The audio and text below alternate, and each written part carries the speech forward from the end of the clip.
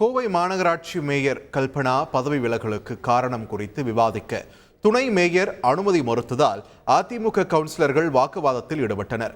கோவை மாமன்றத்தின் சிறப்பு கூட்டம் இன்று நடைபெற்றது.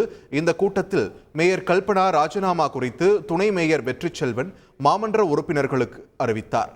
இதனைத் தொடர்ந்து மேயர் கல்பனாவின் ராஜினாமா கடிதத்தை ஏற்றுக்கொள்வது என தீர்மானம் நிறைவேற்றப்பட்டது.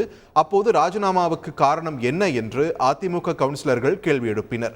இதனால் திமுக மற்றும் அதிமுக கவுன்சிலர்கள் இடையே வாக்குவாதம் ஏற்பட்டது.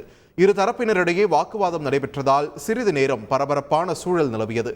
இதைத் தொடர்ந்து மாமன்ற வளாகத்தில் செய்தியாளர்களிடம் பேசிய அதிமுக கவுன்சிலர் பிரபாகரன் மேயர் கல்பனா ராஜினாமா குறித்த சிறப்பு குழு அமைத்து விசாரிக்க வேண்டும் என்று வலியுறுத்தியுள்ளார்.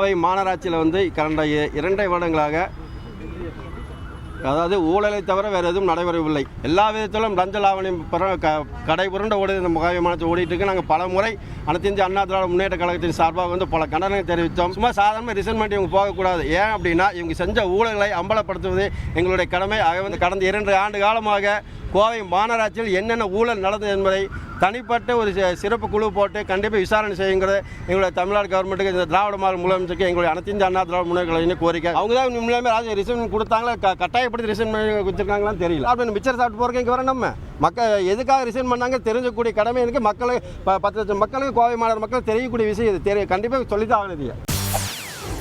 செய்திகளை உடனுக்குடன் தெரிந்து கொள்ள உடனே சப்ஸ்கிரைப் பண்ணுங்க.